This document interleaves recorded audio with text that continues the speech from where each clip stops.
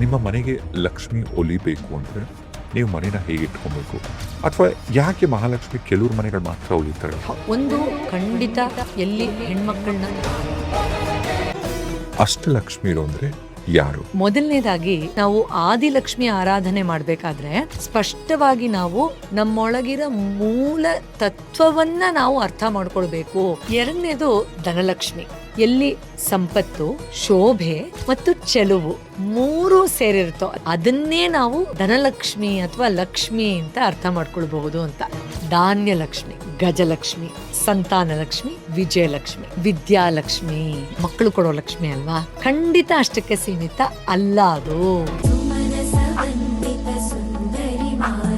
ಮೊದಲನೇದಾಗಿ ನಾವು ಮಹಾಲಕ್ಷ್ಮಿ ಅಂದ್ರೆ ಹೇಗೆ ಅರ್ಥ ಮಾಡ್ಕೊಬೇಕು? ಲಕ್ಷ ಅಂದ್ರೆ ಏನು? ಗುರಿ. ಗುರಿ. ಸೊ ಈ ಲಕ್ಷ್ಮಿ ಅನ್ನುವಂತಹ ಆ ಒಳ ಅರ್ಥವನ್ನು ತಿಳ್ಕೊಳ್ಬೇಕಾದ್ರೆ ಗುರಿಯ ಕಡೆಗೆ ಹೋಗಲು ಯಾವ ರೀತಿ ಪ್ರಯತ್ನವನ್ನು ಮಾಡುವುದು, ಇದೆಲ್ಲವನ್ನು ಆಕೆ ನಮ್ಮೊಳಗಡೆ ಅನಾವರಣ ಮಾಡೋಕೆ ನಮಗೆ ಸಹಾಯ ಮಾಡ್ತಾಳೆ.